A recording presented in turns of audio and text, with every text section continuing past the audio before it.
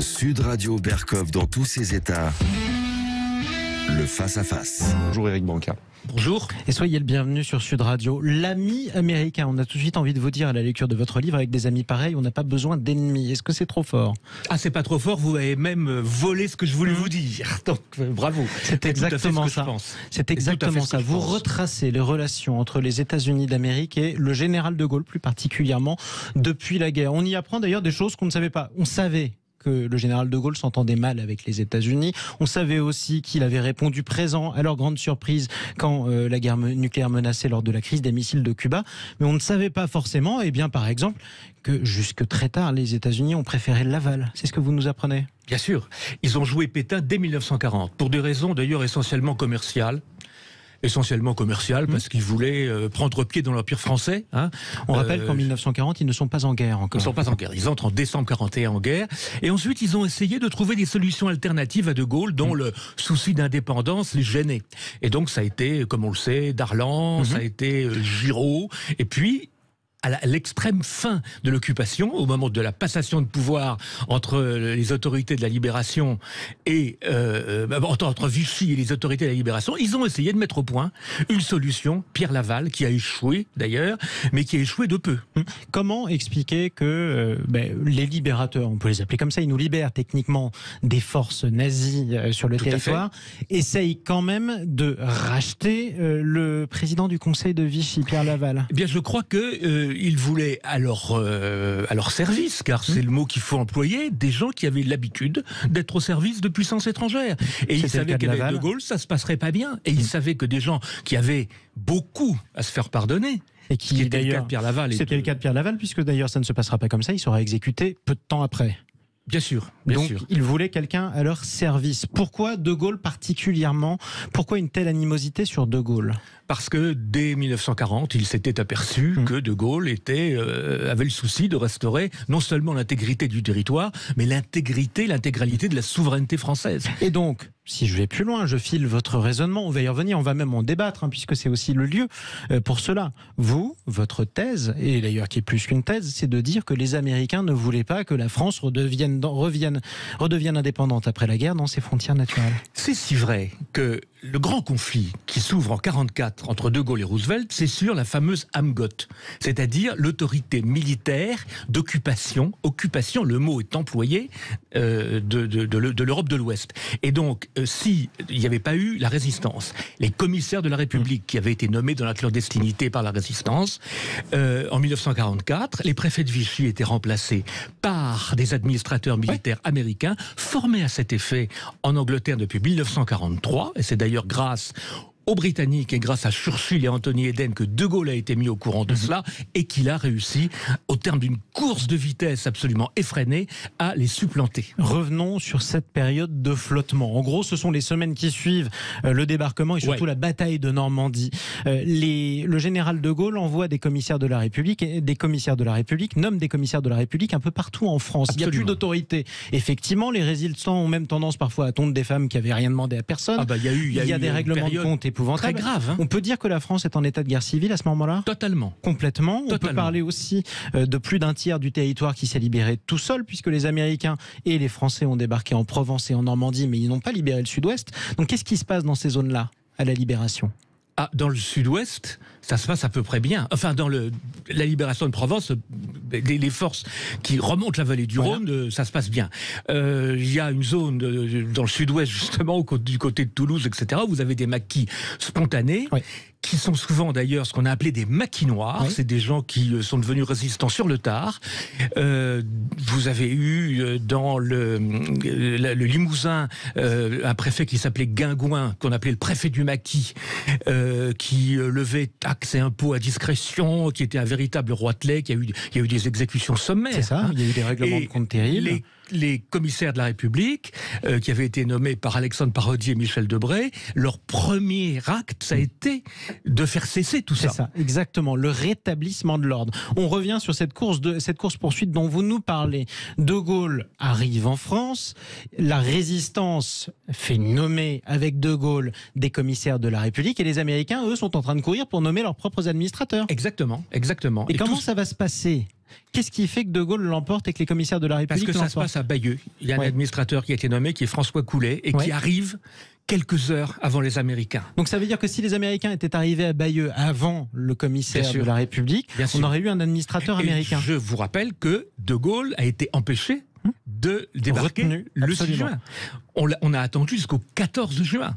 Contrairement aux forces françaises libres du général Koenig, qui étaient bien utiles lors du débarquement, parce qu'elles avaient débarqué dès le 6 juin. Une animosité complète. Ça veut dire quoi? Si je schématise, les Américains ne voulaient pas rétablir l'indépendance de la France, les Anglais, eux, le voulaient? Oui. Ça a arrangé les Anglais. Pourquoi? Parce que les Anglais avaient la même chose, ils avaient à craindre la même chose que nous, un démantèlement de leur empire colonial. Effectivement. Et en plus de l'affaire de l'Amgot, de cette armée d'occupation américaine, les Américains avaient un autre projet qui était la mise sous tutelle de la future ONU, qui existait un an plus tard, mais qui était dans les tuyaux, et on partageait les empires coloniaux existants, on les mettait sous tutelle de l'ONU. Et ça, les Anglais n'en voulaient pas, et Churchill comptait sur De Gaulle contre Roosevelt sur ce point précis. Donc, c'était le nœud du problème. Les Américains lorgnaient sur les empires coloniaux britanniques et français, empire colonial dont ils ne disposaient pas eux-mêmes, les Américains, quasiment pas, à l'exception peut-être des Philippines à l'époque, mais on n'y reviendra pas forcément. Donc ils lorgnaient sur ces possessions. J'ai envie de vous dire, De Gaulle et Churchill ont évité le démantèlement de leur empire colonial. Oui. Mais enfin, pour 10 ans 12 ans 10-12 ans, mais enfin, on fait ce qu'on peut, quand on peut et comme on peut. Donc, on fait ce qu'on peut, quand on peut et comme on peut. Quelle était la vision des Américains pour ces empires coloniaux? C'était très simple, c'est l'ouverture des marchés. L'ouverture des marchés pour écouler leurs propres produits. C'est ce qui a fini par se passer. Et c'est ce qui a fini par se passer. Et j'ai même envie de vous dire, pourquoi pas? Après tout, l'ouverture des marchés, vous y revenez beaucoup, sur notamment cet objectif fondateur des Américains qui veulent écouler leurs marchandises en Europe. C'est d'ailleurs la voie politique et économique qui sera choisie par la France en 1945. Mais après tout, pourquoi pas? On leur doit le chewing-gum, les hamburgers, le Coca-Cola. Le plan Marshall, parce que c'est à ça que vous faites allusion, le plan Marshall est une affaire qui a certainement aidé la France à se relever, mais qui en même temps la mettait sous tutelle économique totale. Puisque il faut savoir qu'il y avait une autorité politique du plan Marshall qui contrôlait absolument tout, y compris le budget français, y compris le budget de la sécurité sociale, y compris le taux des prélèvements obligatoires, et qui, lorsqu'une entreprise de pointe émergeait et voulait exporter, lui disait non, ça vous pouvez pas parce que ça c'est pour nous. Donc sous tutelle américaine. C'est ce sur quoi vous revenez. Et malgré cela, vous me dites, les Américains à la limite avaient leur mot à dire sur le budget de la sécurité sociale. Malgré tout, ça nous a valu la Sécu. Ah ben non, la Sécu, c'est le général de Gaulle qui l'a inventé en 1946. Bien sûr, sauf que cette époque a accouché de la Sécu. Qu'est-ce que ça a coûté à la France? C'est ça ma question. Qu'est-ce que cette période et cette politique ont coûté à la France? On a gagné la reconstruction grâce au plan Marshall. Oui. On a gagné un miracle économique. On n'est pas les seuls, les Italiens aussi, par exemple. On a gagné, malgré tout et malgré cette tutelle dont vous parlez, américaine, la sécurité sociale, ce qui est quand même une exception française. Non, mais ils n'ont rien à voir dans la sécurité sociale, les Américains. Non, mais ils avaient leur mot à dire. Tout à fait. Oui. Ce que je veux dire par là, c'est qu'est-ce que cette période nous a coûté? Écoutez, elle nous a coûté... Je vais vous répondre par quelque chose d'assez simple. Quand De Gaulle revient au pouvoir, en 1958, président du Conseil, la 4e République, qui n'a cessé de s'endetter, n'avait plus dans ses caisses que de quoi payer 5 semaines d'importation. Vous le soulevez, vous avez raison de le soulever. La France était ruinée.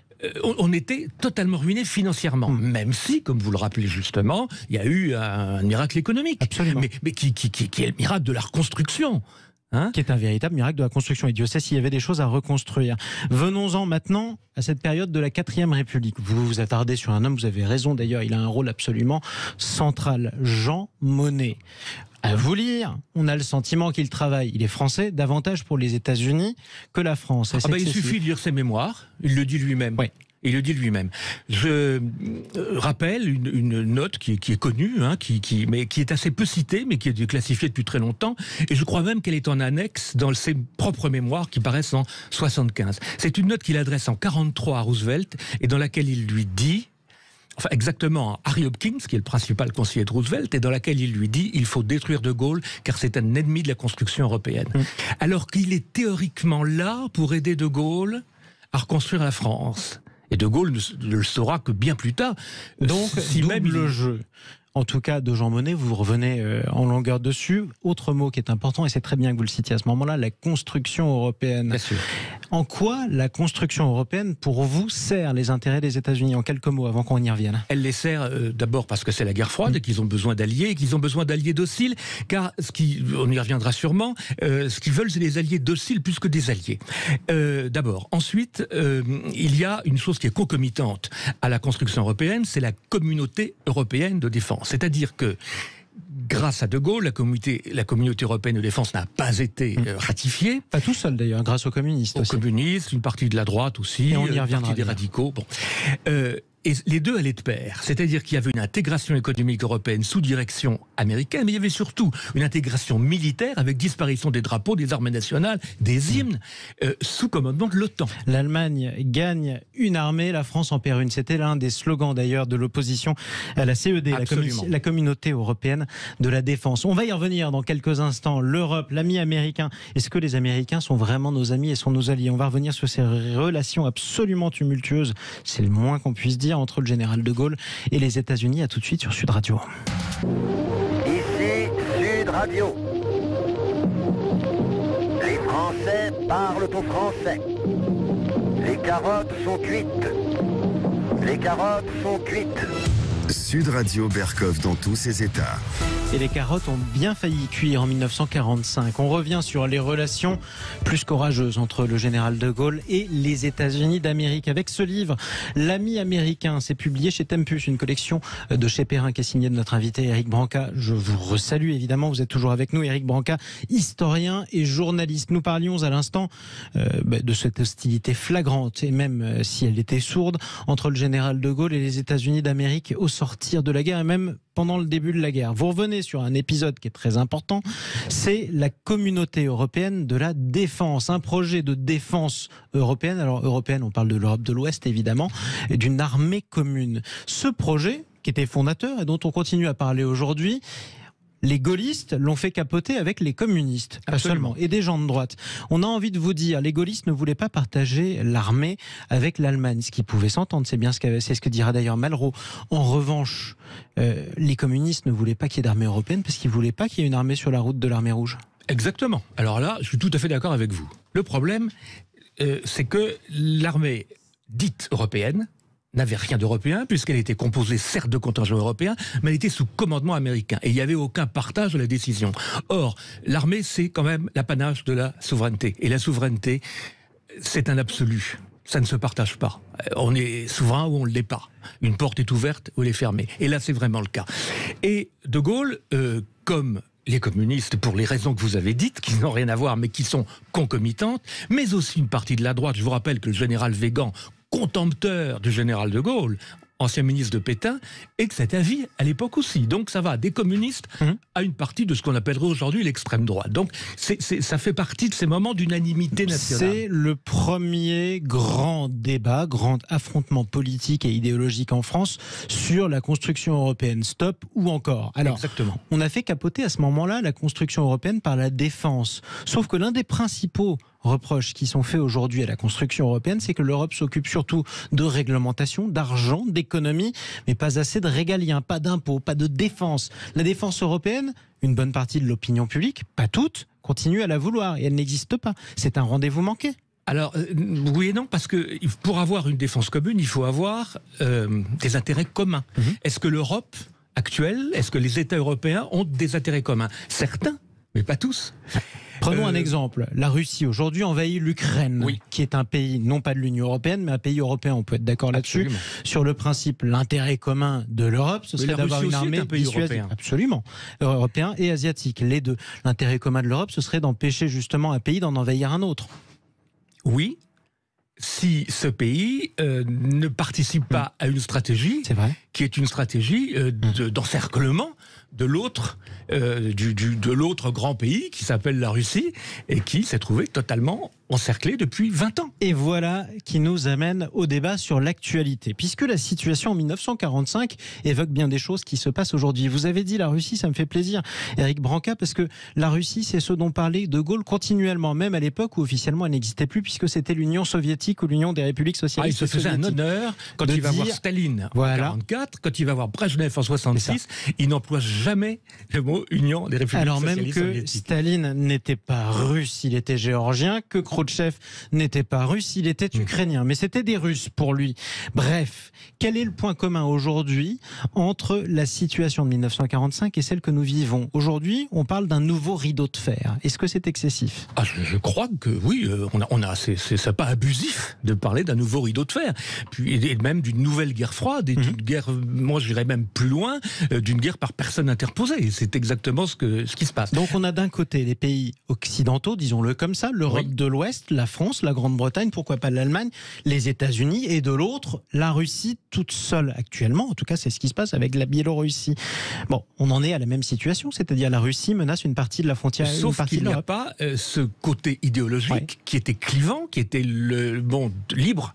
C'est ça. Parce qu'il faut bien appeler comme les ça. Communistes d'un côté, les libéraux de l'autre. Là, il y a vraiment un rapport géopolitique brut. Alors, je suis sûr que vous allez me poser la question, qu'est-ce que De Gaulle aurait fait? Et je ne vous répondrai pas parce qu'il ne faut pas faire parler les morts. Mais je veux tout de même dire une chose, c'est que De Gaulle aurait sans doute condamné l'agression russe contre un pays souverain, incontestablement. Mais comme c'était un homme de l'histoire et qu'il jugeait les choses dans la durée, il aurait rappelé 2 ou 3 choses que je peux rappeler maintenant. Allez-y. C'est qu'en 1990, lorsque le pacte de Varsovie s'est dissous, l'OTAN devait théoriquement se dissoudre. Ça a été promis à Gorbatchev. Mais pas par écrit. Alors pas par écrit, ce qui est d'ailleurs la preuve que les Américains signent leur forfait en refusant de l'écrire. Mais c'est dans tous les procès-verbaux qui sont disponibles aujourd'hui. Et tout le monde le répète aux Russes. C'était même les François Mitterrand, Margaret Thatcher, etc., etc. Bon. Or non seulement il n'y a pas la dissolution symétrique du pacte de Varsovie, mais elle avance et elle encercle la Russie. Et là, j'ai envie de vous dire une chose. Mais pourquoi l'OTAN avance? Pourquoi diable les Polonais se sentent un besoin urgent d'entrer dans l'OTAN? Pourquoi les Lituaniens, les Lettons et les Estoniens se sentent un besoin urgent d'être protégés par l'OTAN? Si je regarde la région, j'ai la Moldavie, l'Ukraine, la Biélorussie dans cette région. 3 pays qui ne sont pas membres de l'OTAN dans cette région. 3 pays qui sont occupés au moins en partie par les Russes. Donc l'OTAN est utile. C'est ce qu'ils considèrent. Mais l'OTAN est utile. D'ailleurs, je vous rappelle que la France n'a pas quitté l'OTAN sous le général de Gaulle. Elle a quitté le commandement intégré de l'OTAN. Mais De Gaulle n'a jamais condamné l'OTAN en tant que tel. Bien sûr. Il aurait pu tout à fait quitter l'OTAN en 1966. En revanche, il a quitté le commandement intégré parce que nous venions de nous doter d'une force nucléaire indépendante. Effectivement. Tous azimuts. Que les Américains y étaient hostiles. Parce que aussi, il y a une autre puissance nucléaire quand même dans l'OTAN qui s'appelle la Grande-Bretagne, mais l'autonomie nucléaire britannique est toute relative, puisque les Américains ont aussi leur mot à dire sur l'emploi de la double clé. Absolument. Exactement. Ils sont 2 à décider de l'emploi. Bref. De Gaulle était quand même largement atlantiste. De Gaulle n'a jamais été pro-russe, il n'a jamais été pro-soviétique. Jamais. Lors de la crise des missiles de Cuba, on y revient, reparlons histoire, De Gaulle assure les États-Unis de son soutien plein et entier. Si la guerre éclate, la France sera dans le camp des Américains. Totalement. Et je vais même aller plus loin. C'est qu'au moment du mur de Berlin, on le dit assez peu, mais ça se passe au mois d'août, 31 août, De Gaulle, pour des raisons que j'ignore, la France avait à Berlin beaucoup plus de régiments de chars que d'habitude. Et les Russes commencent à monter, non pas le mur en ciment, mais ils mettent des barbelés. Absolument. Et De Gaulle dit, il suffit de faire intervenir les chars, on démolit ces barbelés, on est dans le rapport de force et ils continueront pas. Mais en bon allié, il essaie de joindre Kennedy, injoignable. Il essaie de joindre Macmillan, Premier ministre britannique, injoignable. Il chasse, on lui dit, il chasse en Écosse, très bien. Et au bout de 4 jours... la France n'est pas intervenue seule. Elle demandait l'avis de ses alliés. Elle n'est pas intervenue. Et là, ils ont commencé à maçonner. Donc, De Gaulle est allé encore plus loin dans la solidarité atlantique. Donc, De Gaulle était capable d'être parfois même presque plus anti-russe que beaucoup d'Américains. Mais bien sûr, quand il le voulait. Dans l'affaire des fusées de Cuba. Y compris dans l'affaire des fusées de Cuba, ça c'est le cas de le dire aussi. Pourquoi dans ce cas-là associe-t-on aujourd'hui le gaullisme avec une forme d'hostilité latente envers les États-Unis? Pourquoi par moment on a tendance à se dire un gaulliste est nécessairement au moins un peu anti-américain? Parce qu'on est solidaire de la conception que les Américains eux-mêmes ont imposée de l'alliance et de l'idée d'alliance. L'idée d'alliance, c'est les rapports entre un suzerain et un vassal. Et De Gaulle ne voyait pas les choses comme ça. Alors, il faut tout de même faire une exception, dans l'hostilité des Américains eu égard à De Gaulle. Car il y a eu quand même 2 présidents en réalité, il y a eu 3 présidents avec lesquels il s'est relativement bien entendu. Avec Kennedy, il y avait un grand respect mutuel. Avec Eisenhower qui était un compagnon de lutte. Absolument. Il y avait une camaraderie de soldats. Il était, je rappelle, chef suprême des armées alliées Exactement. sur le front de l'Ouest en 1944, donc ils se connaissaient. Voilà. Mais le président avec lequel il se sera le mieux entendu, c'est Nixon. Grand président Pourquoi, américain. et terminons sur Nixon, pourquoi c'est avec Nixon que le courant passera le mieux? Ben ça, c'est un mystère, parce que en réalité, on sait maintenant que De Gaulle a suivi la carrière de Nixon dès la fin des années 50. Il l'a rencontré quand il était vice-président d'Eisenhower, et il a trouvé d'abord qu'il avait une culture immense, et il avait une culture européenne immense. Donc le courant passait bien entre les deux hommes. Et pourquoi politiquement ça a marché? Et politiquement parce que Nixon lui-même a eu une grande admiration pour De Gaulle. Ouais. Il est venu il a traversé son désert dans les années 60 2 fois en France, reçu 2 fois par De Gaulle. De Gaulle s'est permis de lui donner des conseils. Il avait 30 ans de plus sur la politique à mener vis-à-vis des soviétiques, sur la politique à mener vis-à-vis du Vietnam, en leur disant faites comme nous, il faut se retirer. Des conseils, mais il faut leur donner une volée avant. Des conseils qui ne seront pas vraiment suivis par Nixon, même si la volée a été donnée. Quand même. Effectivement. Enfin, c'est le président Nixon quand même qui décide d'un accroissement très important. Et il lui parle de la Chine et il dit il faut maintenant arrêter cette fiction qui est Taïwan, il faut reconnaître la Chine comme nous l'avons fait. Et on y vient justement puisque la France, sous le général de Gaulle, avait décidé de reconnaître le régime communiste chinois et donc plus Taïwan, le régime du Kuomintang. Eh bien, Nixon va faire la même chose. C'est la fameuse carte postale de la diplomatie du ping-pong. Les Américains et les Chinois se rencontrent et ça a changé ça a changé l'histoire. Ah, sûrement, parce que la Chine ne pouvait pas rester 700 millions, 800 millions, un petit peu moins d'1 milliard à l'époque. De Chinois ne pouvait pas en rester en dehors de la communauté internationale. C'était impossible. Et c'était la preuve qu'on pouvait condamner le communisme et avoir des rapports d'État à État. Et c'était la conception de De Gaulle, et c'était la conception de Nixon, et c'était la conception d'Henry Kissinger. Est-ce qu'à long terme, c'est possible d'avoir de bonnes relations avec les États-Unis, d'être un allié chaleureux? Pour avoir de bonnes relations, il faut être 2. Et pour l'instant, vous maintenez, les Américains ne le veulent pas. Même je le maintiens. Vous le maintenez en tout cas, corps et âme. Quel est l'avenir des relations franco-russes et franco-américaines aujourd'hui ? Tout dépend du jeu de la France, qui aurait, je parle au conditionnel, un rôle important à jouer de médiation. Le président Macron a commencé un peu, mais on a vu tout de suite les limites de son action, puisqu'il est membre de l'OTAN. Nous avons réintégré le commandement intégré. Et par conséquent, votre parole n'a pas la même force quand vous êtes dans une structure où il y a un associé majoritaire et quand vous êtes en dehors de cette structure. Même si c'est l'associé majoritaire qui vous défend, parce que c'est lui qui finance votre défense de facto. Merci beaucoup d'être intervenu sur Sud Radio, Éric Branca. Je rappelle ce livre qui est réédité depuis très peu, L'Ami américain. C'est chez Tempus, une collection de chez Perrin. Absolument. Et l'histoire, il y a ceux qui la font, ceux qui la racontent très bien, et puis il y a ceux qui la vivent dans leur chair, et nous serons avec André Berkoff et le dernier survivant d'Oradour-sur-Glane dans un instant.